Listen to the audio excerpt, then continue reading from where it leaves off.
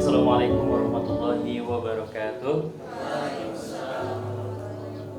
Alhamdulillahirabbil alamin. Alhamdulillahilladzi allafa baina qulubina fa asbahna bi ni'matihi ikhwana. Allahumma shalli wa sallim wa karim ala sayyidina wa syafi'ina wa maulana Muhammad sallallahu alaihi wasallam wa ala alihi wa ashabihi wa junudihi wa ansarihi ila yaumiddin.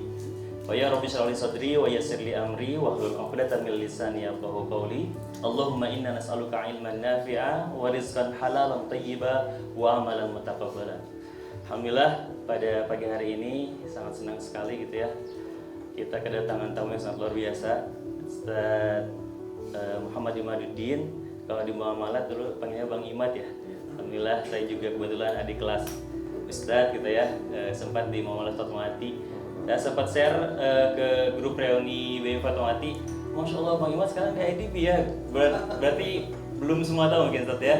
Dan banyak menitipkan salam, banyak banget yang nitip salam kepada beliau. Ya bukti mungkin beliau adalah sosok yang friendly, humanis mungkin ya, tidak jauh dengan sosok abinya. Saya dari dulu suka berpikir gitu ya, Dr. Ima, Dr. Kibek, Dr. Kori, jadi orang yang sangat luar biasa banget. Ini Ustaz Didin makan apa sih gitu ya, bisa menciptakan ataupun melahirkan generasi yang sangat luar biasa untuk ekonomi Islam khususnya gitu ya.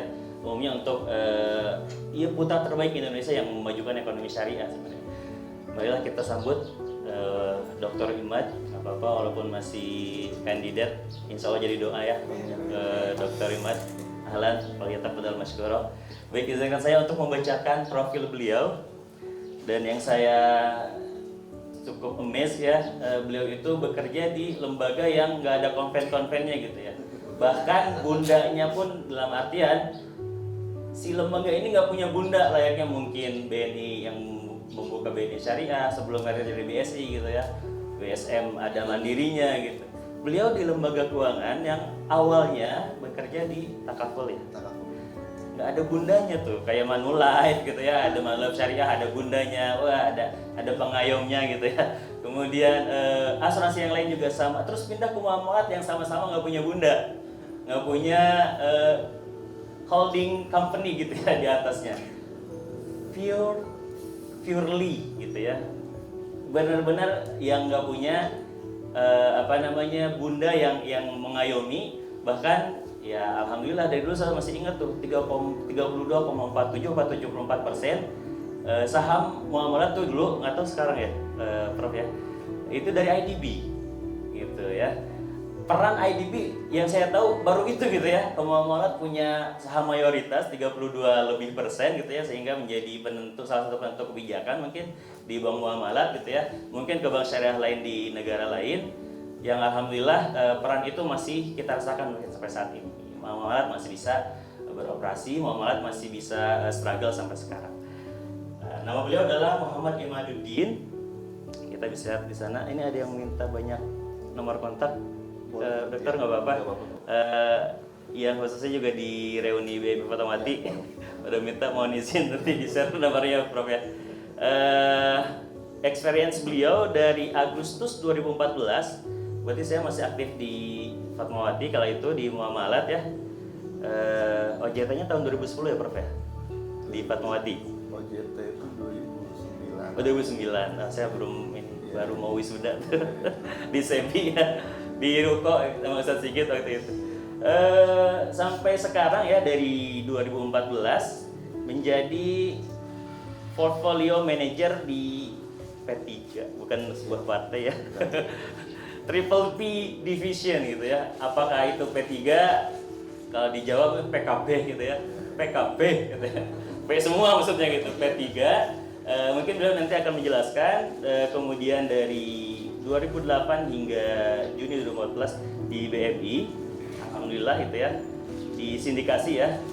Tapi kan kita mungkin sindikasi itu kayak kartel gitu, kayak apa itu, kayak sebenarnya itu adalah bagian dari program financing ya Prof ya. Jadi bagaimana ada dua kreditur untuk satu debitur, misalkan mencari beberapa sohibul mal mungkin untuk diberikan kepada mudorib gitu atau musyarik. Kemudian di takaful ya, sebagai Management Development Program (MDP) di General Insurance ya, takaful umum. Nah, educationnya beliau mendapatkan gelar Master of Arts di Islamic Banking and Finance and Management di susah nyebutinnya di UK ya, Loughborough University, kemudian di IPB, Institut Perbankan Bogor. Karena banyak banget orang bank muamalah khususnya kita dari IPB semua kayaknya. Tadi yang nitip salam juga sama, ada yang teman sekelas, ada yang adik kelas kita dari IPB juga. Dan sekarang sedang mengambil PhD di IIUM in Islamic Banking and Finance. Kita doakan mudah-mudahan lancar ya, kemudian segera menjadi PhD yang insya Allah akan menambah kebermanfaatan bagi umat, bangsa, dan negara insya Allah. Untuk mengefektifkan waktu, marilah kita perdengarkan langsung mungkin kepada beliau untuk menjelaskan kepada kita sebenarnya peran IDB selain ngasih muamalat gitu ya di Indonesia khususnya, apalagi sih gitu ya yang menjadi concern. Kemudian sharing session mengenai kiprah beliau bekerja di lembaga internasional gitu ya, Islamic International Financing, ya lembaga financing mungkin ya, karena IDB adalah berada di Jeddah. Dan mohon maaf juga mungkin di sini agak-agak hangat gitu ya, karena menyesuaikan kondisi antum di Jeddah nih, Prof. Jadi kondisi ruangan lebih hangat dari biasanya gitu. Ya, kepada beliau kami persilakan dengan segala hormat. Assalamualaikum warahmatullahi wabarakatuh. Assalamualaikum. Terima kasih Ustaz atas kesempatannya. Pertama, saya mengucapkan terima kasih dulu nih kepada ini guru Ustaz Dr. Sigit Pramono. Terakhir ketemu benar fisik ya, secara fisik kita baru ketemu 2005 ya, waktu di Leicester. Beliau ada fellowship terus mampir ke Marfield. Jadi dulu saya kuliah di Marfield. Marfield itu dekat dengan kota Leicester ya, atau tulisan Leicester kalau tahu klub bolanya. Leicester City. Leicester City. Itu sekitar 1 jam dari Birmingham atau 3 jam dari London. Ya, jadi terima kasih atas undangannya juga Pak yang sudah nge-WA saya dan segala macam. Terima kasih arrangementnya. Saya di sini bersama istri saya. Kebetulan kami sedang cuti tahunan. Alhamdulillah di ISDB kami mendapatkan jatah cuti tahunan untuk bisa dipakai, karena kan pada akhirnya juga kita harus pulang juga gitu ya, nge-recharge lagi dan segala macam. Boleh ke slide berikutnya. Mungkin banyak cerita aja kali ya, banyak cerita dan kenapa akhirnya sampai bisa di Islamic Development Bank, dan mudah-mudahan bisa diambil manfaatnya gitu ya. Pertama, perkenalan saya pribadi dengan dunia ekonomi syariah, ini sedikit sharing juga, adalah dulu saya masuk ke IPB, ke sebuah fakultas yang masih baru. Kalau mungkin sekarang sudah cukup lama ya, namanya Fakultas Ekonomi Manajemen, kalau pernah dengar. Dan saya itu angkatan kedua. Jadi kalau orang nanya lulusan mana IPB, waktu dulu ya IPB, oke, jurusan mana? Jurusan Fakultas Ekonomi Manajemen. Emang ada ya IPB ekonominya gitu. Karena waktu itu saya angkatan kedua. Dulu saya aktif di BEM juga, dan saya waktu itu sempat menjadi ketua BEM Fakultas Ekonomi Manajemen. Nah, kemudian di tahun-tahun ketiga kita membuatlah sebuah kelompok kajian ekonomi syariah. Kalau pernah dengar namanya sesi Syariah Economic Student Club, sesi FEMIPB, itu perkenalan di situ yang kemudian ada terdorong lah ya di FEMIPB. Sebelum sekarang kan sudah ada jurusan ekonomi syariahnya ya. Ada mata kuliah ekonomi syariah, meskipun waktu statusnya hanya 2 SKS dan mata kuliah pilihan. Tapi yang kuliah tuh hampir 100 orang gitu, karena mata kuliah itu gitu ya. Perkenalan di situ ekonomi syariah ini kok menarik gitu ya. Akhirnya skripsi saya tentang sebuah, karena saya waktu itu saya ambil marketing ya, tapi saya biar ada hubungan sama bank syariah saya ngambil studi kasus marketingnya bank syariah. Itu skripsi saya. Lalu lulus tahun 2005, ketika tahun 2005 itu saya memang sudah meniatkan untuk sekolah lagi. Dan ini sedikit cerita, ada nggak tahu nih kalau Ustadz Sigit pernah dengar cerita ini atau enggak. Jadi waktu itu kakak saya mungkin kenal, namanya Irfan Shokibek, baru selesai S2 dari Pakistan, pulang ke Indonesia. Kakak saya ini menikah dengan teman kuliah saya. Mungkin kalau pernah dengar namanya Teh Laili ya, Dr. Laili, juga sudah PhD. Waktu itu saya manggilnya Irfan ya. Irfan ini ingin kuliah lagi untuk PhD di Marfield, di Inggris, di Marfield. Terus akhirnya kan beliau menikah. Kakak ipar saya juga ikut daftar untuk S2-nya ke sana. Saya justru daftarnya ke IIUM, ke Malaysia, karena waktu itu sempat datang ke kampusnya, daftar langsung dan segala macam. Lalu ayah saya bilang, Imat buat jaga-jaga, daftar juga lah ke Marfield gitu. Terus kakak saya dan istrinya bilang gini, ayah saya bilang, buat jaga-jaga daftar juga ya ke Malaysia gitu. Nah yang terjadi adalah udah submit aplikasinya, baik saya maupun kakak saya dan kakak ipar saya. Yang keluar offering letternya pertama adalah Marfield. Jadi saya dan kakak ipar saya diterima di program master. Namun Irfan tuh kampusnya agak kebingungan dengan dosen pembimbing, karena kalau PhD itu kan terkaitannya sama dosen pembimbing ya. Dia tidak bisa mendapatkan dosen pembimbing untuk tema yang diambil oleh kakak saya, sehingga nggak bisa ke situ gitu. Nah dilalahnya karena juga kakak saya daftar ke yang Malaysia, dan kakak ipar saya juga daftar ke Malaysia. Mereka juga terterima di sana, cuma setelah 2 bulan setelah peringatan. Jadi kayak gini loh, pas ke switch gitu loh. Maksudnya yang tadinya saya mau ke Malaysia, kakak saya ke Inggris, saya yang jadi ke Inggris dan kakak saya ke Malaysia gitu. Jadi ada ke switch gitu. Dulu sempat ragu terus terang karena ini dunia antah berantah gitu ya. Gak kepikiran gitu. Memang saya dulu suka dari dulu sampai sekarang suka nonton bola juga, cuman gak kebayang untuk kuliah di sana. Alhamdulillah dapat kesempatan itu, dan satu hal yang saya syukuri adalah karena semua program master di Inggris itu 1 tahun. Kalau di Malaysia kan 2 tahun ya. Jadi kuliahnya cuma setahun gitu, terus dapat master gitu kan. Itu yang yang alhamdulillahnya gitu ya. Nah ketika saya lulus dari Marfield, ayah saya menyarankan untuk sekolah lagi. Cuma saya merasa ilmu perbankan itu adalah ilmu praktek, jadi harus jadi praktisi. Kita mungkin bisa bikin, kalau istilahnya model ekonometrik yang rumit, tapi apakah itu model ekonometrik yang rumit itu applicable nggak sih sebenarnya dengan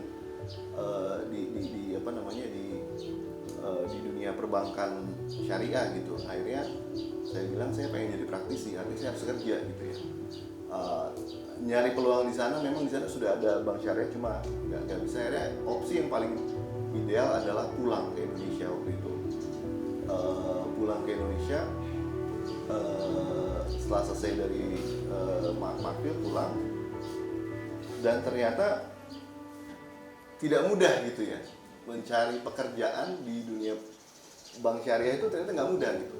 Ternyata mengerti fikih muamalat atau mengerti akad-akad tuh nggak cukup gitu ya untuk bekerja di lembaga keuangan syariah gitu. Akhirnya saya ini sedikit sharing, itu ada 9 bank syariah di luar muamalat / UUS, 8 sih sebenarnya, satunya BI, jadi ada 9. Itu saya coba daftar satu-satu, ada aja gagalnya gitu, dan itu berlangsung hampir setahun lebih lah. Ada sebuah bank syariah, saya nggak mau menyebut namanya, itu saya sudah lulus semua tes kan. Mungkin tahu ya kalau bekerja di lembaga keuangan atau kantor tuh harus ada tes-tesnya yang mulai dari psikotes dan segala macam gitu. Ada satu lembaga udah tinggal tes terakhir, yaitu tes kesehatan, dan orang banyak bilang kalau tes kesehatan mah aman-aman. Ternyata gagal di tes kesehatan gitu waktu itu. Jadi sempat lumayan agak down juga waktu itu, periode setahun lebih waktu itu saya mencari. Akhirnya dapatlah kesempatan di takaful. Lalu saya ikut takaful, diterima, ada tesnya juga. Cuma saya merasa ilmu asuransi menurut saya masih terlalu abstrak gitu ya, karena yang saya pelajari itu adalah kematian gitu, kecelakaan gitu kan. Asuransi kan gitu ya, bagaimana menghitung kalau orang terjadi kecelakaan gitu. Meskipun belajar tentang kata-kata syariah juga, cuma menurut saya kalau terlalu abstrak. Saya tetap pengen bekerja di lembaga keuangan, di bank lebih tepatnya. Akhirnya kemudian bukalah Bank Muamalat. Waktu itu Bank Muamalat mau buka cabang di luar negeri, kalau pernah dengar, waktu zaman Pak Ariwan Amin, ada, dan kejadian di satu cabang yaitu di Kuala Lumpur. Bank Muamalat buka cabang itu. Nah, mereka membutuhkan officer baru. Nah, saya daftar itu ikut program namanya MODP, kalau pernah dengar, Muamalat Officer Development Program. Angkatannya angkatan internasional pertama atau setara angkatan 10 MODP-nya. Nah, ternyata ketika saya gabung di Muamalat, disitulah saya bertemu dengan istri saya, karena istri saya juga orang Bank Muamalat. Jadi Bank Muamalat itu katanya BMI, singkatan dari Bank Mencari Istri. Jadi itu hikmahnya saya ditolak-tolakin gitu. Mungkin kalau saya nggak ditolak-tolakin, kalau saya diterima, saya nggak ketemu istri saya gitu. Jadi saya ceritanya selalu saya sharing ke semua orang bahwa kita akan menemukan itu ya, yang namanya kegagalan itu selalu pasti ketemu gitu.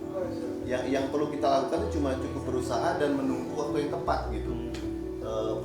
Pasti ketemu lah di situ. Ceritanya selalu saya sharing ke berbagai macam.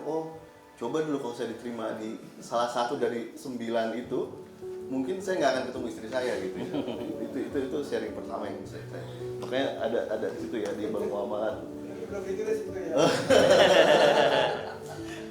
Nah, masuk Bank Muamalat, alhamdulillah di angkatan saya termasuk yang hasilnya baik lah dari sisi MODP, sehingga yang katanya yang bagus-bagus masuk ke kantor pusat di KPO, atau kantor pusat profesional atau di corporate banking. Dulu saya bersyukur sekali ditempatkan di sebuah bagian yang jadi mentor saya, namanya Ibu Lulu, kalau Lulu Mahfudah. Beliau mentor saya dan saya sangat di train habis-habisan untuk ahli di bidang corporate banking atau pembiayaan korporasi.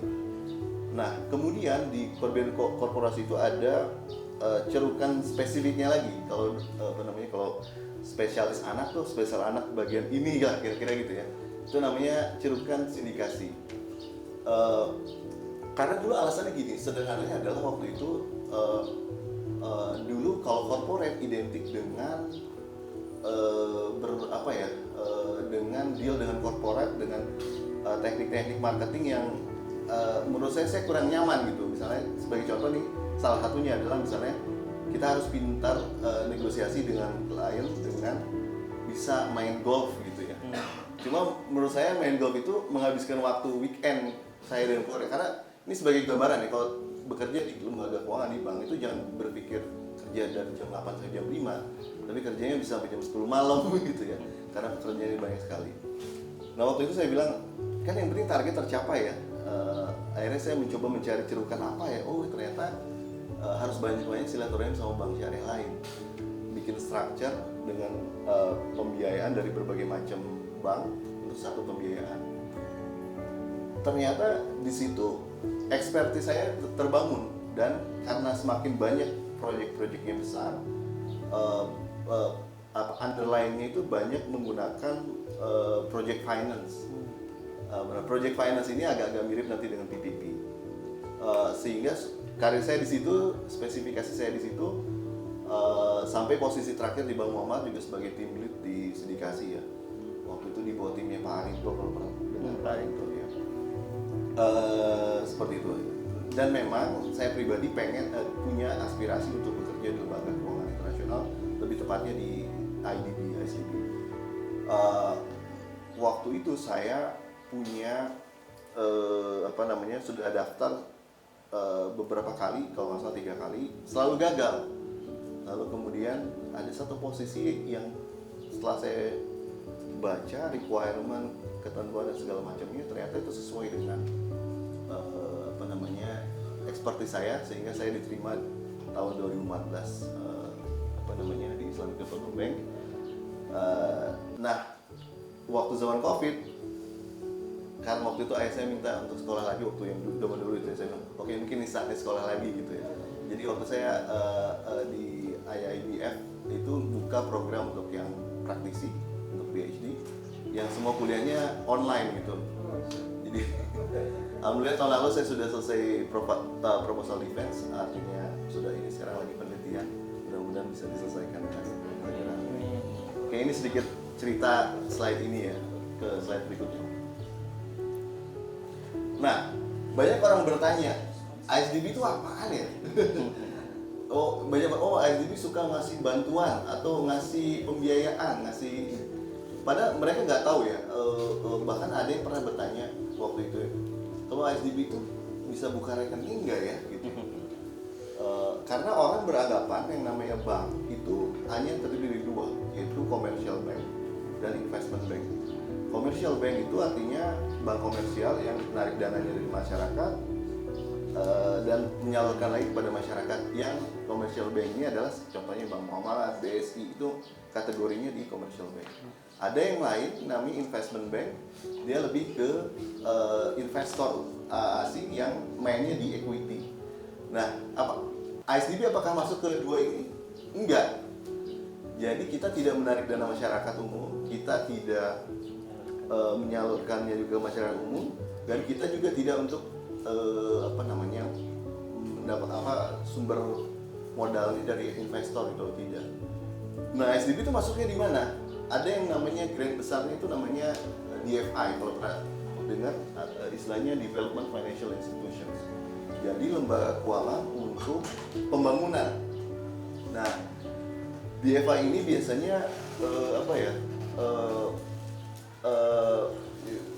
berfokus di proyek-proyek pembangunan ekonomi. Nah, salah satu bentuk DFI itu ada namanya MDB. MDB itu singkatan dari Multilateral Development Banks. Maksudnya apa? Sederhananya gini. Kalau perusahaan, individu itu membutuhkan pembiayaan, dia bisa datang ke bank komersial atau bank investment gitu. Kalau negara itu butuh pembiayaan ke siapa? Jadi makanya MDB itu lebih sering disebutnya dengan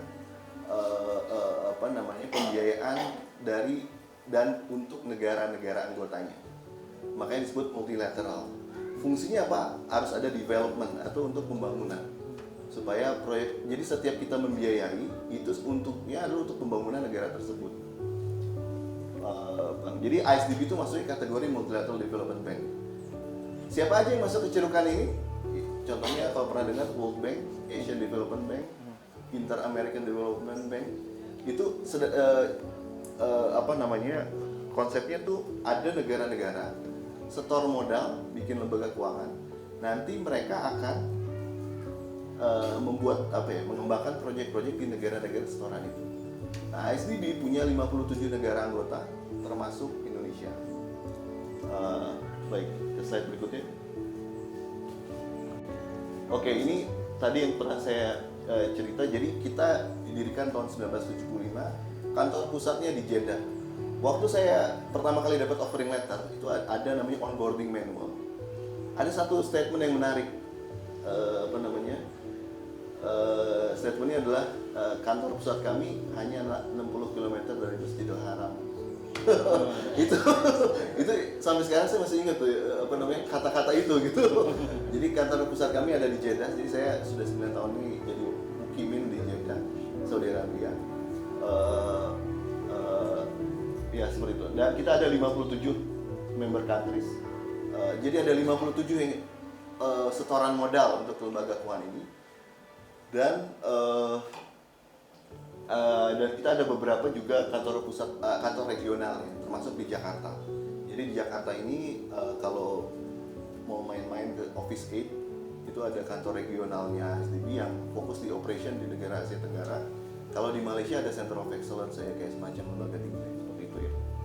Nah, ISDB itu punya anak perusahaan atau subsidiaries lah ya. Kalau pernah dengar yang pertama ada yang namanya ITFC. ITFC ini untuk trade finance khusus. Apa sih maksudnya trade finance dengan apa bedanya dengan ISDB tadi yang sifatnya dia trade finance ini fokusnya untuk sifatnya modal kerja yang jangka pendek. Kalau pernah dengar istilahnya perusahaan butuh modal kerja untuk untuk mengembangkan bisnisnya, maka dia membutuhkan trade finance ini. Ini cerukan anak perusahaan pertama itu ada ITFC. Yang kedua adalah ICD. ICD itu adalah khusus di private sector. Kalau tadi ITFC fokusnya di trade finance dan sifatnya jangka pendek, ICD mainnya di yang jangka panjang, kira-kira gitu. Nah, ada ISEC. ISEC ini adalah semacam lembaga insurance, credit insurance, terus kemudian dan proteksi untuk investasi seperti itu. Lalu ada IRT atau sekarang sudah berubah namanya, ini belum saya rubah, namanya ISDB Institute. Nah, Pak Hilman tuh di ISDB Institute atau IRT tersebut, termasuk Dr. Umar Chapra ya, beliau adalah ini ya. Seperti itu. Ini kita triple A rated institutions. Jadi kalau belajar rating tuh kalau kita mau investasi, rating paling atas sampai rating paling bagus, makin atas tuh makin bagus gitu ya. Nah, yang paling atas itu disebutnya triple A. Nah, Islamic Development Bank sekarang dengan 3 lembaga rating internasional, ratingnya triple A seperti itu. Baik, slide berikutnya.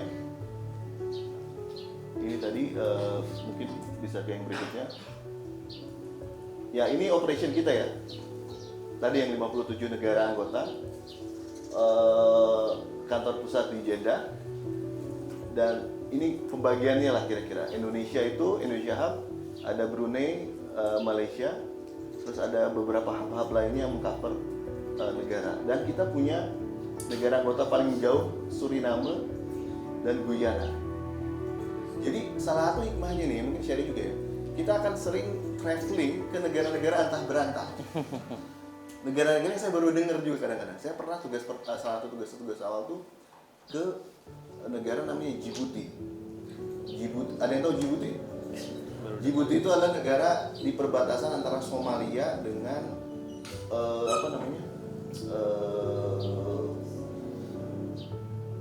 Ethiopia. Nah, saya ingat sekali Ustaz. Jadi waktu itu kita ada project ini pelabuhan port. Karena nggak ada flight langsung dari Jeddah ke Djibouti, itu kita harus transit di Addis Ababa di Ethiopia. Dari Jeddah ke Addis Ababa itu biasa aja. Nah, dari Addis Ababa ke mana? Ke Djibouti saya duduk nih di dalam pesawat, saya diam, terus saya lihat kanan kiri, ya Allah, ini semua orang Afrika semua. Ada saya sendiri orang Asia gitu ya. Dan ketika di imigrasi bandara itu ditanya, Bapak orang Indonesia? Iya. Mau ngapain di sini gitu? Enggak, kami ada project gitu. Oh iya. Dan saya tuh kayak jadi tontonan gitu ya. Kan beda mukanya kan. Ngapain ini? Orang apa ini gitu. Jadi beberapa seperti itu ya. Yang tadi Ustadz Sigit bilang negara IPB, itu saya juga mengunjungi IPB itu sendiri gitu ya. Yang menarik, saya bahkan pernah ke Kashmir. Kalau pernah dengar istilah Kashmir ya, Kashmir itu adalah negara yang menjadi rebutannya lah India dan Pakistan. Jadi untuk masuk ke situ harus ada permit, dan masuk ke situ setiap orang asing yang masuk harus dikawal oleh minimal satu kayak petugas keamanan yang bawa senjata gitu. Jadi nanti mungkin saya bisa sharing fotonya dia. Jadi saya kemana-mana, bahkan ini ke toilet aja harus di ini gitu ya. Karena saking takutnya mereka takut ada ini ya. Bahkan ada satu waktu saya ke Pakistan, ada satu lokasi proyek yang nggak bisa kita kunjungi. Namanya di daerah namanya Balochistan, kalau pernah dengar atau mungkin pernah dengar ya. Balochistan ini daerah konflik, banyak rebelnya lah gitu. Mereka bilang gini, Pak, kalau mau kunjungan ke project, di projectnya aman, tapi dari bandara ke project, nah itu yang risikonya tinggi gitu. Masih mau, tapi kita akan ada pengawalan ketat. Waduh, langsung saya ingat anak istri di Jeddah kan. Enggak lah, kita dari ini aja lah, kita dari Islamabad. Akhirnya waktu itu video call dari Islamabad. Ya, kira-kira gini, ini coverage ya. Jadi kenapa kayak gitu? Karena tujuannya tadi development. Project-project kita memang project-project yang sifatnya ke negara-negara anggota yang memang untuk pembangunan gitu, untuk kayak pendidikan, infrastruktur dan segala macam. Slide berikutnya. Ini sedikit highlight, mungkin nanti ini yang versi ininya. Jadi sebenarnya struktur organisasi ISDB itu kayak gimana sih gitu ya. Nah, struktur terbesar itu adalah namanya Board of Governors. Board of Governors ini adalah Menteri Keuangan / Gubernur BI atau Gubernur Bank Sentralnya negara-negara anggota. Ini ada 57 Board of Governors. Nanti setiap tahun mereka berkumpul dalam annual meeting. Makanya pernah dengar kan annual meeting Islamic Development Bank. Jadi setiap tahun mereka berkumpul, kayak misalnya mereview performance tahun dan menerapkan strategi setahun ke depan, kira-kira gitu. Nah, Board of Governors ini kemudian menunjuk Board of Executive Directors untuk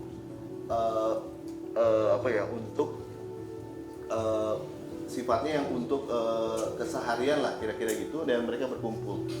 Ini jadi ada 18 orang Board of Executive Directors. Dulu ada mantan Pak Isa, kalau pernah dengar, Pak Isa dari Kementerian Keuangan pernah menjadi salah satu anggota BID-nya ISDB. Nah, baru di bawahnya ada Presiden Islamic Development Bank yang sekarang namanya Muhammad Sulaiman Al Jasir.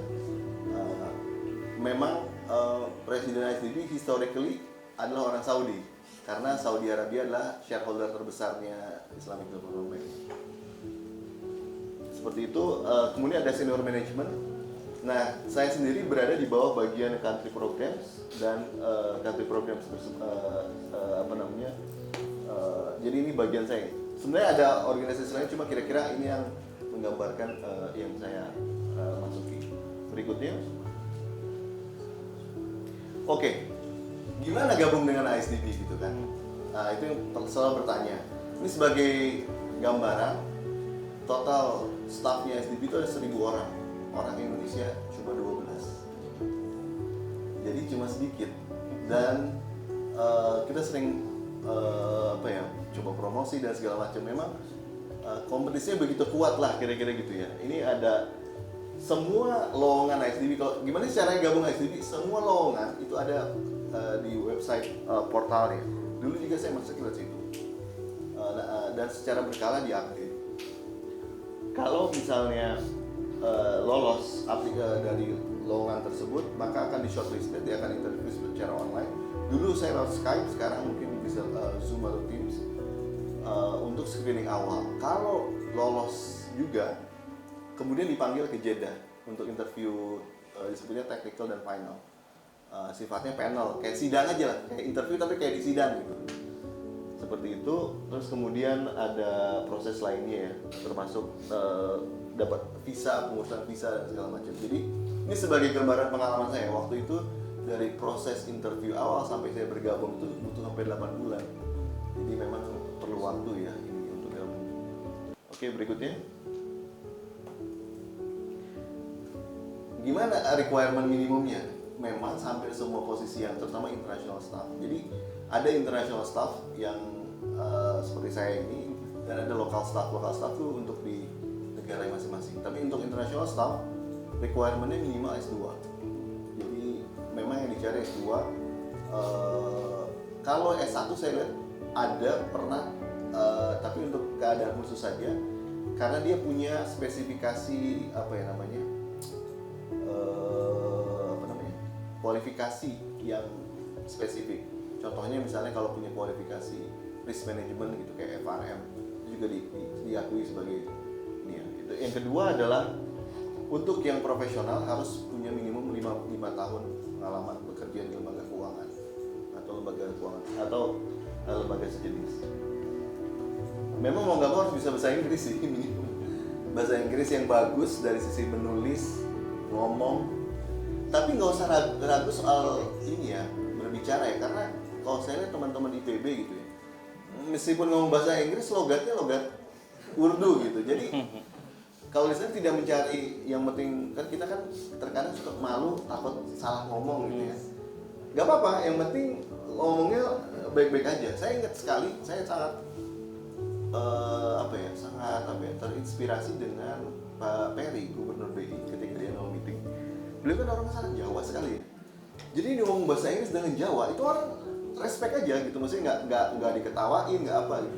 Tapi emang ngomongnya Jawa banget gitu ya. Tapi seperti itu. Jadi artinya yang penting bahasa Inggrisnya dari sisi menulis maupun dari sisi berbicara itu baik ya. Dia diutamakan adalah mempunyai bagian dari negara anggota yang 57 tadi, kemudian itu tadi CV kita memenuhi kebutuhan yang diinginkan. Berikutnya, nah ini selalu yang kami sampaikan juga kalau misalnya sharing gimana gabung dengan ISDB. Yang penting tuh CV kita menjawab pertanyaan. Jadi clue-nya tuh ada di lowongannya. Lowongan kami membutuhkan ini dengan pengalaman ini, spesifikasi ini. Nah, yang ini tadi itu bisa nggak terjawab di CV kita.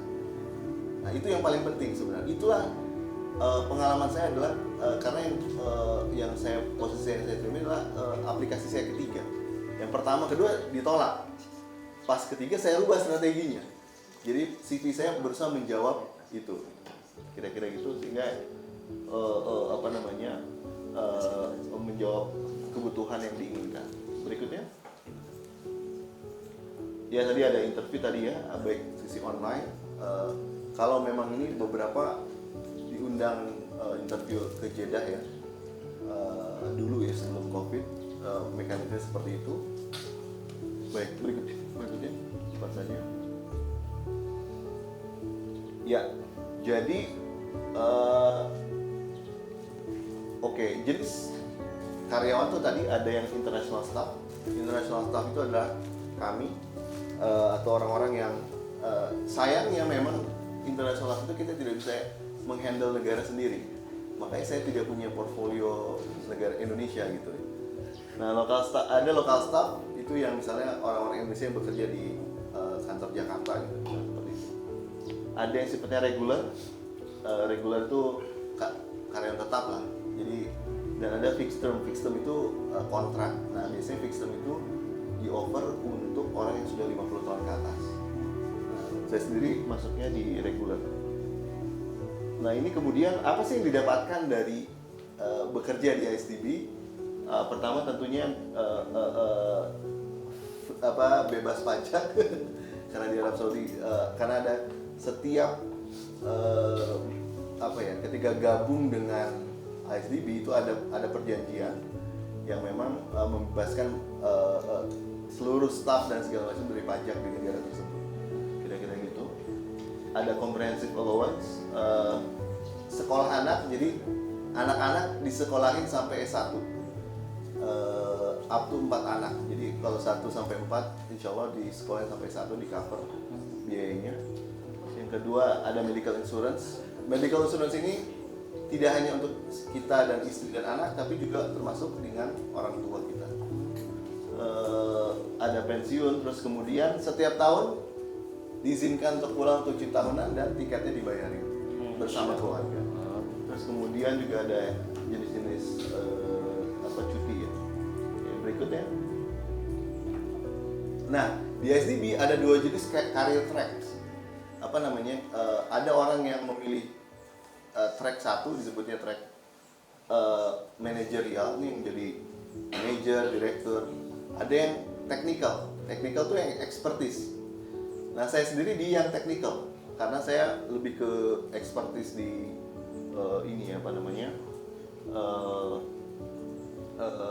karir saya memang di situ karena spesifikasi khusus kira-kira gitu. Nah ada juga staff yang sifatnya non profesional seperti sekretaris dan admin. Oke, berikutnya. Nah, ada yang untuk kan tadi kan minimum harus 5 tahun. Bagaimana dengan lulusan fresh graduate? Ada namanya YP, ya semacam ODP-nya ISDB lah. Nah ini ada requirement-nya, jadi mereka harus ikut program 24 bulan, semacam kayak magang gitu ya di ISDB, sifatnya rotasi di departemen-departemen yang ada.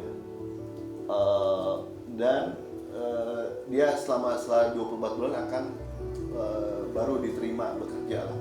Jadi sifatnya 24 bulan itu rotasi di bagian-bagian tertentu. Benefitnya juga hampir sama tadi. Jadi cukup menarik sebenarnya untuk YP.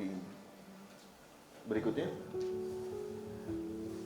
Nah, gimana bergabung dengan YP? Jadi kalau YP-nya tuh lagi-lagi harus minimum S2. Misalnya fresh graduate tapi harus S2. Jadi sangat kan selalu bilang jangan S2 dulu kalau mau kerja gitu ya. Ternyata di sini ya harus S2 dulu gitu kalau mau kerja. Ya SDB gitu ya. Terus kemudian harus jadi negara anggota paspornya harus negara anggota IDB. Ya, kemudian bahasa Inggris. Jadi kita ada 3 bahasa ya. Bahasa Inggris, bahasa Prancis dan bahasa Arab. Salah satu quote and quote bukan kelemahan ya. Adalah kita orang Indonesia itu hanya bisa di bahasa Inggrisnya gitu. Di Arab atau Prancisnya itu cukup lemah. Makanya itu kemudian kami pribadi, ini sedikit cerita aja untuk personal, itu menyekolahkan anak kami di sekolah Arab sengaja supaya anak saya bisa berbicara bahasa Arab dengan proper gitu ya, baik yang versi baku maupun versi yang pergaulan Pasar. bahkan jokes ini ceritanya juga saya sering cerita karena kan ayah saya juga bisa berbahasa Arab. Cuma ketika ayah saya belajar Arab dengan anak saya bilang manggilnya Aki ya karena kita orang Sunda gitu ya. Aki, kita ngomongnya bahasa Indonesia aja, kenapa? Aki bahasa Arabnya terlalu baku gitu. Jadi seperti itu ya. Jadi memang bahasa itu ternyata penting ya. Itu tadi ya 3 bahasa yang kenapa? Karena memang member countries IDB itu kebanyakan kalau nggak berbahasa Inggris, berbahasa Arab atau berbahasa Perancis karena kan Afrika ya. Seperti itu. Kemudian maksimum usianya 32 tahun. Ya itu aja sih. Inilah kira-kira ketentuan untuk yang YP tadi. Oke, berikutnya. Nah, gimana sih culture-nya ISDB? Jadi kita itu bekerja hari Minggu sampai hari Kamis, weekend-nya Jumat Sabtu. Jadi katanya bukan I hate Monday tapi I hate Sunday. Karena kita mulai karena Jumat itu libur dipakai untuk sholat Jumat. Jadi kita kerja itu hari Minggu sampai hari Kamis. Kita bekerja berdasarkan work program dan segala macam. Nah ini kalau nggak salah ada sekitar 80 negara orang dari negara macam-macam gitu yang bekerja di Islamic Development Bank. Ini sebagai contoh di tim kami aja yang di tim bagian saya ada 1 orang Bosnia, ada orang Pakistan, ada 3 orang, ada orang dulu saya pernah satu tim dengan orang Azerbaijan gitu kayak negara yang entah di mana gitu kan. Jadi sangat backgroundnya macam-macam gitu. Bos saya yang manajer saya sekarang, bos saya ini orang Jordan, orang Jordania ya. Oke. Dan kita akan mereka sebutnya traveling itu disebutnya mission. Itu akan sering sekali traveling. Saya udah kayaknya hampir 25 negara yang dikunjungi ya. Ya tapi kebanyakan negara-negara yang seperti itu gitu. Negara-negara yang kira-kira kurang inilah gitu ya. Oke, berikutnya. Ini aja sih bekerja berdasarkan objektif. Mungkin ini bisa di skip berikutnya. Nah, saya tuh bergabung di PPP jadi sebagai gambaran bahwa Islamic Development Bank itu 90% portfolionya itu adalah sovereign financing atau project-project yang berbasis negara atau pemerintah negara anggota. Jadi misalnya konteks Indonesia misalnya proyek-proyek APBN dibiayai oleh IDB. Kalau sebenarnya itu yang behind the scene proyek, beberapa proyek tol, biasanya beberapa proyek pelabuhan, itu sebenarnya salah satu sumber pembiayaannya adalah dari Islamic Development Bank. Yang paling sering itu kan pernah dengar kampus UIN, beberapa kampus UIN itu ya, karena itu kan dengan Kementerian Agama ya. Jadi emang kita sering sebutnya sovereign financing. Nah ada 10% yang sifatnya portfolionya adalah portfolio yang non-sovereign seperti PPP ini. Jadi PPP itu adalah konsep di mana negara atau pemerintah mengajak pihak swasta untuk membangun proyek di negara tersebut, kira-kira gitu. Nanti kita membiayai pihak swastanya, tapi under concession agreement dengan pemerintah, kira-kira gitu PPP ini. Slide berikutnya, ya ini kira-kira life cycle mungkin bisa kita skip. Berikutnya, jadi di tim kami itu ada bagian financing yang bagian yang nyari proyeknya, dan adalah bagian portfolio. Jadi saya tuh di bagian portfolio, tugas saya adalah memaintain proyek-proyek ini sesuai dengan persyaratan yang diberikan, kira-kira gitu. Oke, berikutnya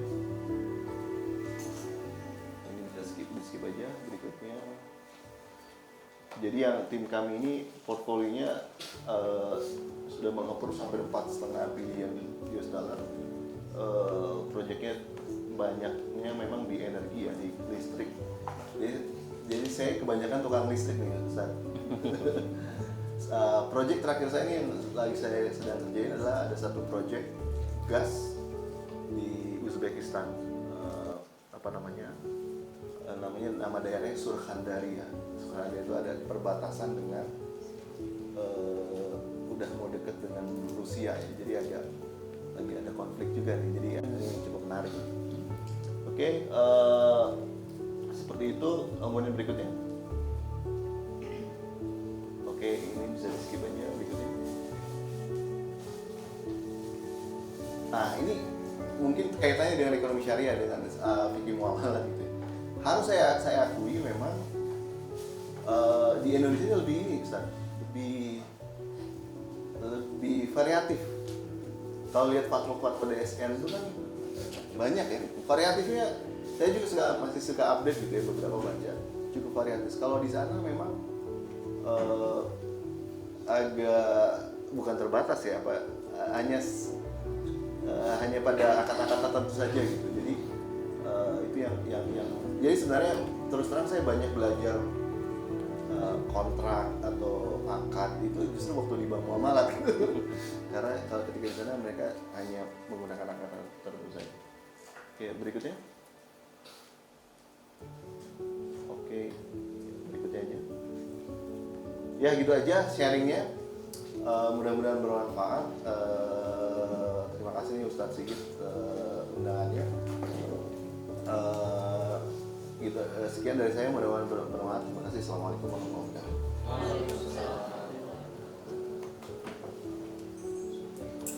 Waalaikumsalam warahmatullahi wabarakatuh. Luar biasa ya yang disampaikan oleh beliau, setidaknya membuka wawasan gitu bahwa IDB itu memberikan pembiayaan yang tadi sovereign ya, Ustaz ya, untuk UIN dan lain sebagainya. Ternyata ada juga gitu ya.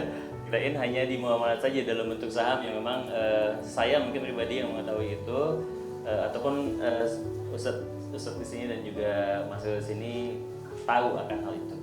Baik, selanjutnya mungkin diskusi ya Ustaz ya. Apakah ada yang ingin ditanyakan ataupun kurang jelas, atau mau langsung apply? Ada yang kalau Ustaz Firman kayaknya ada 32 udah lewat kayaknya. Nggak bisa nemenin Ustaz Imad ya. Udah lewat kebanyakan ya. Baik, mahasiswa ataupun asatid di sini yang ingin bertanya, kami persilakan. Untuk sesi ini 3 penanya dulu mungkin ya.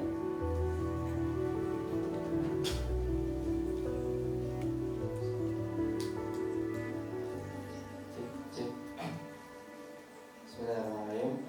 Perkenalkan, nama saya Sandi Fikri Badila. Saya dari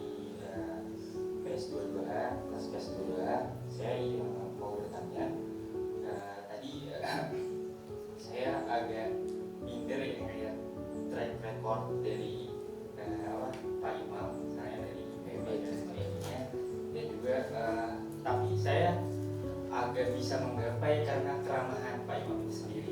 Jadi saya juga punya motivasi kayak pengen melanjutkan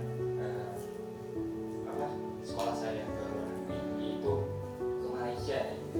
Ya, jadi mau sharing aja sih kayak bisa nggak sih mahasiswa STCB ini bisa melanjutkan program sekolahnya ke luar negeri gitu. Dan juga saya mau bertanya terkait masalah yang ada sekarang gitu. Bagaimana tanggapan Pak Imam sendiri tentang kan AI udah menjalan semuanya kan, katanya ada banyak job yang keluar job baru yang akan keluar dan juga banyak job yang akan digugurkan gitu kan. Ya, bagaimana tanggapan Pak Imam sendiri terhadap relevansi AI dan perbankan itu sih. Terima kasih. Mau langsung Ustaz atau ditampung dulu? Tiga dulu boleh. Oh, 3 dulu, oke. Pertanyaan berikutnya silakan. Yang akhwat mungkin calon ibu mau nggak ke Jeddah nih? Ntar bisa umroh tiap hari ya? Oh iya boleh, Prof. Kiai Firman.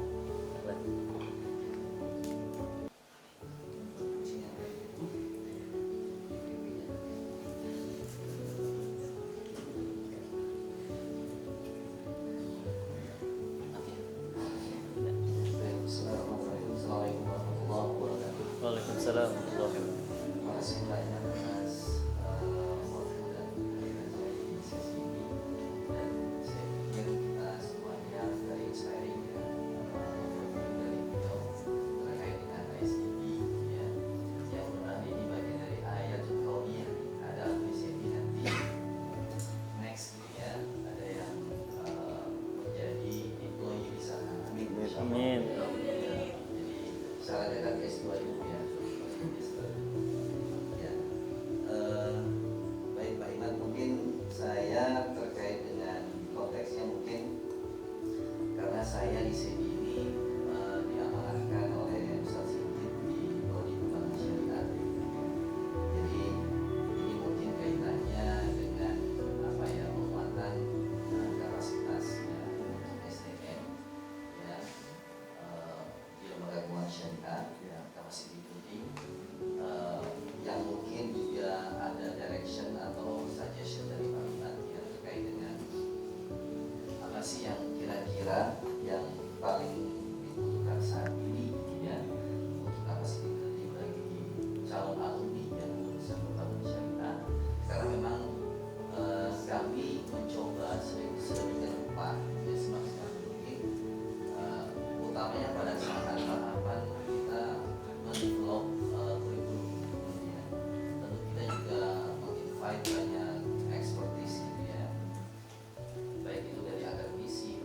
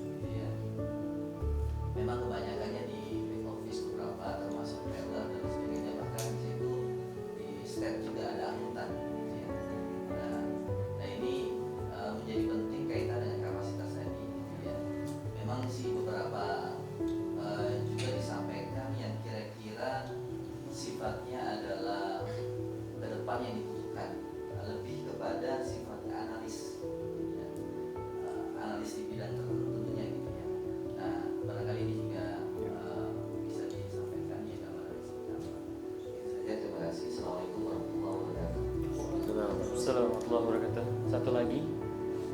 Oh, yang akhwat tadi, silakan.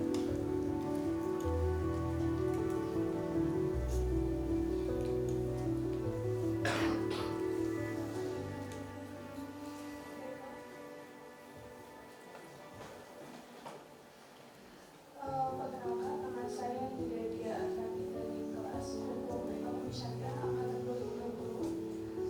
Izin bertanya kepada Pak Iman ya. Tadi kan sedikit membahas terkait yang bukti dan Golden Bank. Itu kan salah satu jobnya itu jika ada negara anggota yang dia itu membutuhkan pendanaan untuk mungkin infrastruktur negaranya, itu salah satu tempat pendanaannya itu di MBB gitu. Ya. Yang ingin saya ketahui sumber dana yang diperoleh dari MBB itu dari mana dan bagaimana pengelolaannya. Baik.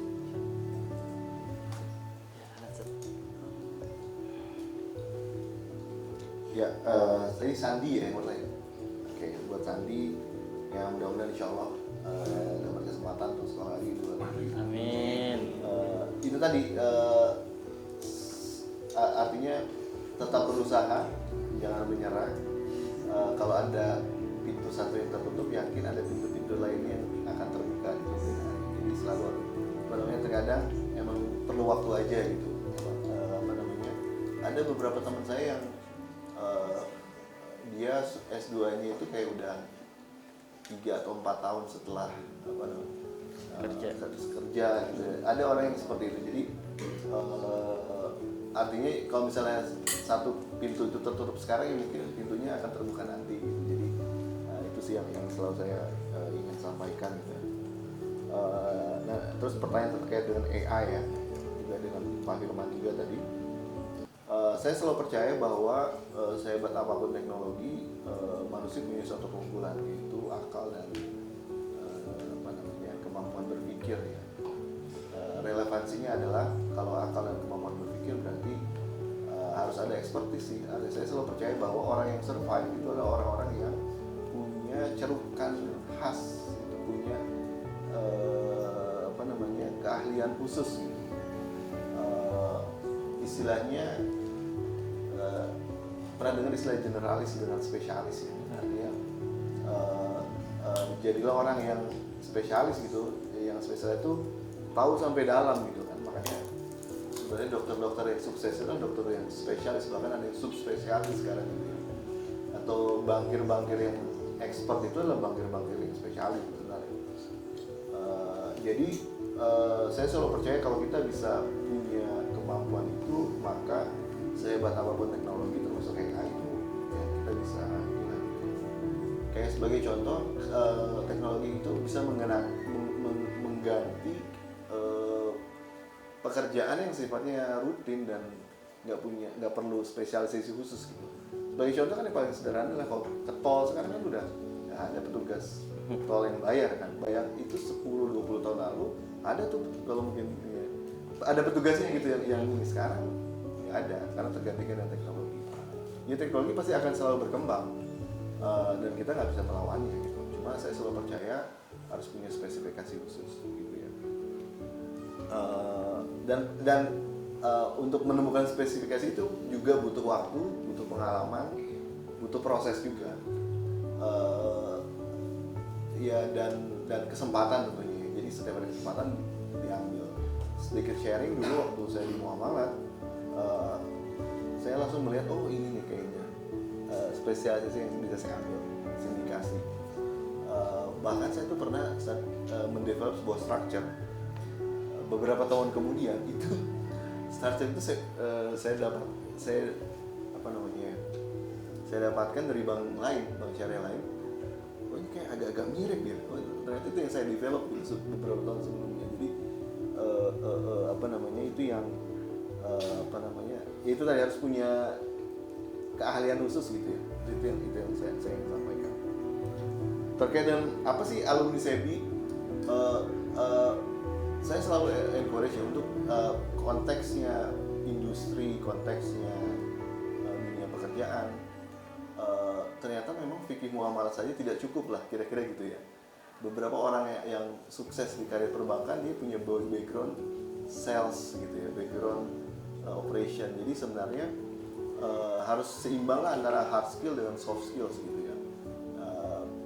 Apa namanya, soft skill itu ya attitude kita, bagaimana kita memahami suatu permasalahan gitu ya. Tapi hard skill juga yang penting adalah pengetahuan tentang misalnya aset liability managementnya di sebuah perbankan syariah itu seperti apa, risk management itu seperti apa, dan update terkait dengan isu-isu terkini gitu.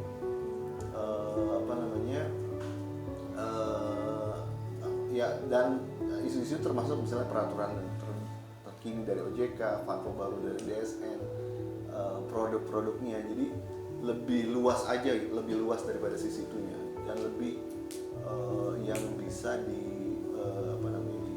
diterima di sisi industri lah, kira-kira gitu ya.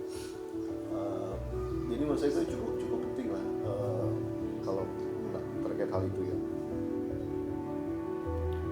Lagi-lagi soal AI, saya selalu percaya itu tadi, tapi memang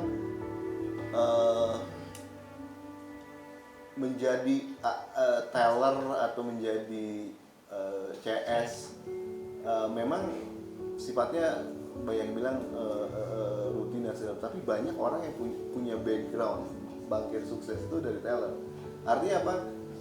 Jangan selamanya jadi teller gitu, maksudnya jangan selamanya jadi CS. Selalu berusaha untuk maju ke depan. Dengan di Bank Muamalah itu ada kesempatan MODP internal. Ya. Itu untuk percepatan air. Jadi orang-orang yang punya background teller, CS atau back office itu punya kesempatan untuk menjadi officer melalui program itu. Jadi ketika kesempatan itu ada, ya artinya selalu bertumbuh lah gitu, jangan stuck di satu bagian saja, kira-kira gitu ya. Siapa ide dia ya? Sumber dana IDB dari mana? Kalau tadi kan kita kan nggak narik tabungan, nggak ini ya. Jadi SDB sumbernya ada dua. Sumber pertama adalah setoran negara-negara anggota yang disebut dengan permodalan equity. Nah, di awal-awal berdirinya Islamic Development Bank, seluruh pendanaan itu dari modal itu. Tapi kami menyadari bahwa kebutuhan negara anggota dengan setorannya itu ada gap juga akhirnya. Nah, itulah kenapa SDB menerbitkan sukuk. Kita jual ke investor. Investor itu yang kemudian membeli sukuknya Islamic Development Bank. Jadi sumbernya itu dua tadi, sumber dari setoran negara dan sukuk. Nah, itu yang kita sebut dengan OCR. OCR itu Ordinary Capital Resources, jadi sumber ordinary. Nah, yang lain kan SDB suka ngasih beasiswa, grant. Nah, itu sumbernya disebutnya non OCR. Ini biasanya kita mencari funding dari beberapa lembaga filantropi juga gitu. Cuma memang porsinya kecil, sangat kecil sekali. Sumber terbesar kita tadi yang tadi. Gitu ya, yang bisa saya jawab. Terima kasih. Assalamualaikum warahmatullahi wabarakatuh. Kita buka sesi kedua mungkin ya. Oke, 3 penanya lagi sebelum kita akhiri diskusi kita yang luar biasa ini. Silakan. Masih ada yang Ikhwan? Ahmadnya?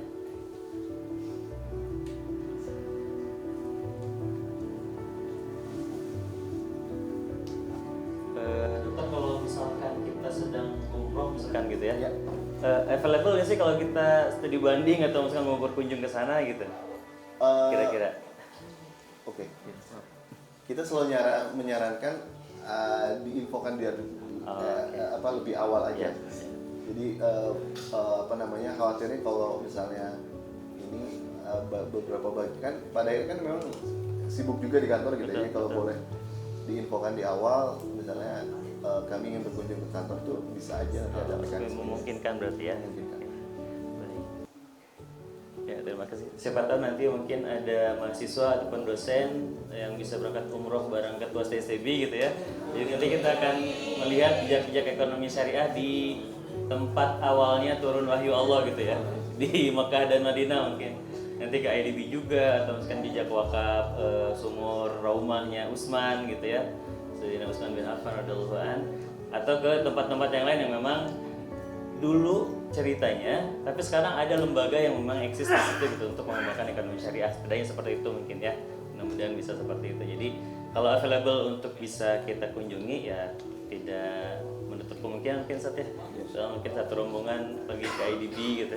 Hanya dengan Dr. Imad dulu untuk membuat appointment ya. Ada janji temu gitu ya supaya bisa melihat ke sana secara langsung. Oke, ada lagi yang lain? Gak ada ya? Ustaz sedikit.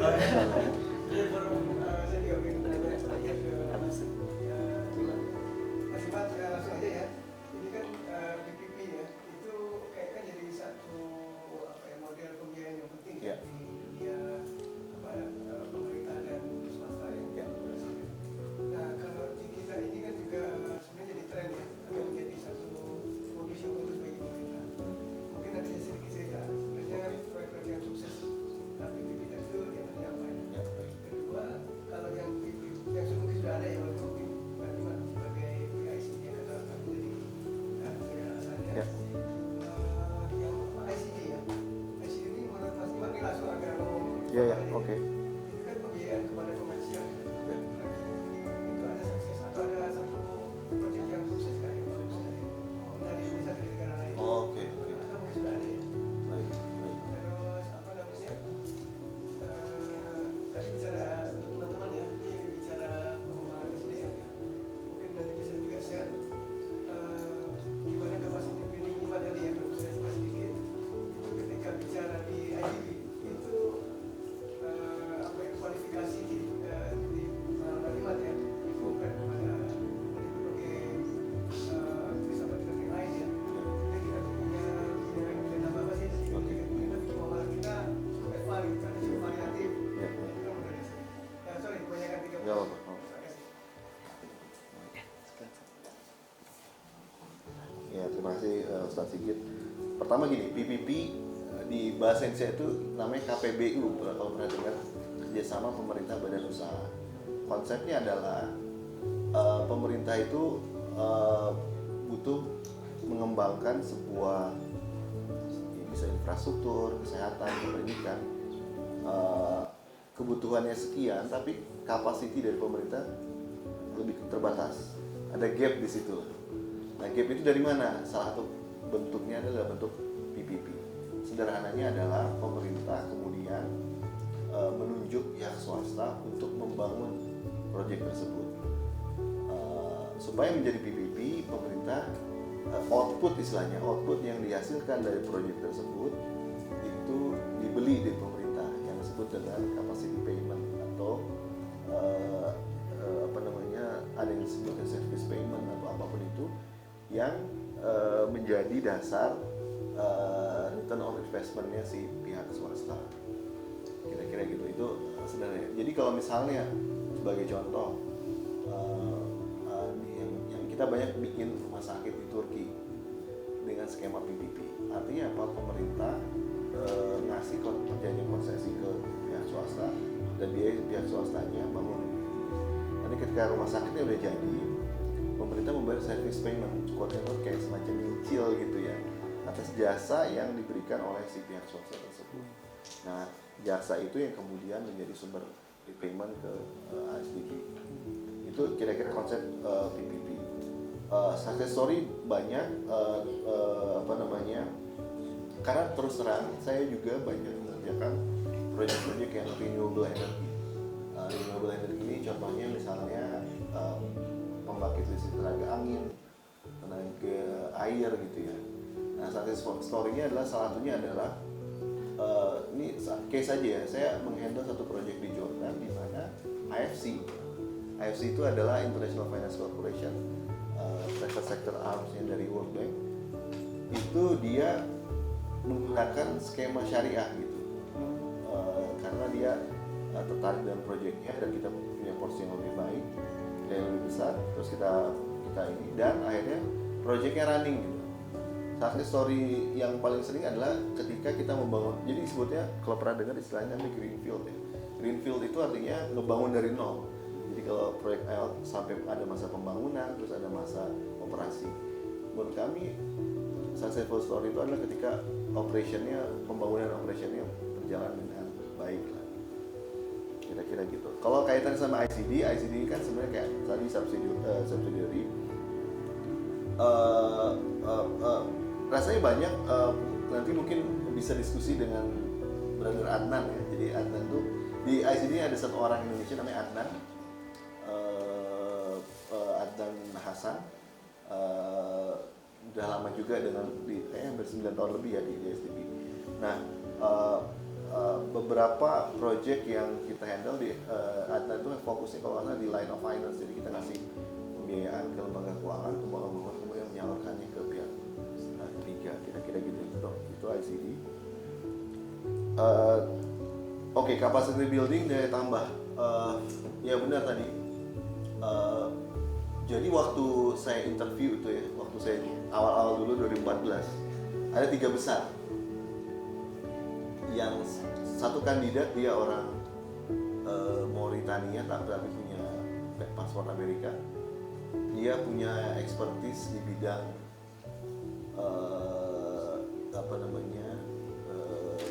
ya corporate banking lah, lebih senior daripada saya. Yang kedua, waktu itu orang Mesir, tapi dia punya background di capital market cukup kuat. Ketika ada saya gitu waktu itu. Nah akhirnya saya bisa diterima karena waktu itu yang saya fokuskan adalah ke expertise saya di bidang Islamic finance gitu. Jadi sebenarnya punya expertise di bidang Islamic finance itu menjadi krusial juga. Dan Indonesia saya mengakui sekali bahwa memang secara dinamika fatwa dan segala macam sangat ini ya. Dan kita terbiasa dengan metodologi. Ini sedikit sharing Stan. Jadi kalau di Indonesia kita terbiasa dengan metodologi. Kalau baca-baca fatwanya DSN itu kan ada sangat metodologis kan. Menimbang ini, dasarnya ini, akhirnya keputusan seperti ini. Setiap saya baca fatwanya Dewan Syariahnya ISDB itu, ini boleh, ini tidak boleh gitu. Tapi nggak dikasih tahu metodologinya itu apa gitu. Ini contoh yang ini ya. Sehingga artinya kita nggak perlu minder juga sebenarnya secara metodologis kita sangat ini ya. Kayak contohnya gini deh, yang lagi hangat ini mungkin nggak sama ya, tapi bisa di luar konteks juga. Soal Idul Adha dan Idul Fitri yang berbeda. Ya kan, ini ya saya terserah lah, semua punya dasar masing-masing kan. Tapi kalau kita ngikutin Arab Saudi kan dia melihat hilal ya, artinya dia melihat bulan gitu. Di Indonesia kita ngikutin kesepakatan dengan kita juga melihat hilal ya kalau ini, meskipun Muhammadiyah dengan hisab gitu ya. Di Indonesia dikasih tahu tuh metodologinya. Sekarang kesepakatannya kan dari tadi 2 derajat di 3 derajat tahun elongasi berapa ya. Sampai sekarang saya nggak tahu tuh metodologi di Arab Saudi untuk melihat hilal. Jadi hanya ada yang melihat hilal, oh hilal terlihat, udah kesempatannya gitu. Jadi kalau Indonesia itu sangat metodologis gitu ininya. Mungkin lagi-lagi culture kali ya. Kalau Arab Saudi kan emang atau di Arab biasa gini gitu ya. Kita semua nurut gitu. Kalau di kita kan harus gini, kenapa harus gini gitu kan. Jadi metodologis banget gitu. Harus menjawab kenapa gitu kan. Ya kayak gitulah kira-kira dinamikanya ya. Terima kasih, assalamualaikum. Langsung belok dikit ya Mas. Ya boleh. Itu yang terakhir itu penting ya teman-teman ya. Jadi confidence harus menggali kapasitas itu jangan lagi semacam ya pengalaman. Mas tapi kalau yang ICD ya, itu kalau ini ya, itu cost of fundnya menurut ini mahal kan atau kan itu swasta ya? Ya. Pengalaman langsung kan mengamati karena Ya. tadi commercial bank Ya. kira-kira ada banyak di sana lagi ya sih itu kenapa mahal apa? Ya memang oke, pertama kalau ISDB kan sovereign financing biasanya lebih murah karena kan resiko negara kalau bicara di Basel itu kan 0% gitu ya. ISDB memang sedikit lebih mahal kalau di compare dengan ISDB. Kenapa di Indonesia ini memang harus diakui kebutuhan investasi di Indonesia itu memang banyaknya dengan mata uang rupiah kebanyakan gitu ya. Kalau mau mata uang asing dia harus ada skema, kalau pernah istilah dengar hedging gitu ya. Yang kalau kita pakai hedging itu costnya jadi lebih mahal. Nah, ISDB Group hanya bisa ngasih quote-unquote pembiayaan dalam 2 mata uang, yaitu US dollar dan euro. Kami pernah mencoba meraise di Malaysia waktu itu pembiayaan dengan berbasis ringgit dengan skema hedging dan segala macam, ada skemanya gitu. Itu cukup challenging gitu dan tidak mudah mengcopycat ke proyek-proyek lain gitu. Jadi memang kaitannya sama pricing tadi sebenarnya ketika sementara Indonesia kebutuhannya adalah kebanyakan rupiah dan kalau mau di convert harus pakai hedging itu jadi mahal kesannya seperti itu. Tapi proyeknya agak lumayan banyak juga sih kalau yang saya dengarkan di Indonesia. Akhirnya banyaknya itu tadi sifatnya kayak line of finance, jadi ngasih ke lembaga keuangan sesuatu ini, terus dia kemudian ke yang lain gitu. Kira-kira gitu. Kalau itu kebetulan ya IC itu Lumayan. Memang kalau dibandingkan dengan negara yang lain, ya masih lebih banyak di negara yang lain sih memang harus diakui. Ya seperti itu. Dan sebenarnya gini, dengan Indonesia masuk sebagai investment grade countries, sementara kan banyak member countries yang lain itu non investment grade. Jadi sebenarnya jadi kemudian bicara likuiditas di market tuh kalau Indonesia banyak akses lah kira-kira gitu, banyak alternatif pilihannya sehingga kompetitif. Kalau di negara-negara lain yang non investment grade, ya mau nggak mau. Makanya kalau saya bilang sih ISDB itu berkembangnya justru di negara-negara yang seperti itu ya, non investment country kayak Pakistan, Timah gitu. Cukup Sat? Iya. Nah, luar biasa pembahasan dan diskusi kita pada pagi hari ini gitu ya. Langsung kebayang keluar terus kayaknya. Dan mudah-mudahan jadi memotivasi kita semua gitu ya, khususnya mahasiswa yang sekarang ada yang baru masuk ke Sat ya, ada yang udah tingkat ketiga. Dan sekali lagi jazakallah ahsanal jaza pada Ustaz Imad yang telah memberikan sharing dan juga pengalamannya. Dan sebelum kembali ke kursi mungkin Ustaz Sigit Kiai Firman mohon izin untuk menemani beliau untuk foto bersama supaya ada dokumentasi sebelum mungkin nanti boleh dengan peserta yang lainnya. Ahlan, Kiai Firman, Ustaz Sigit di depan aja gitu.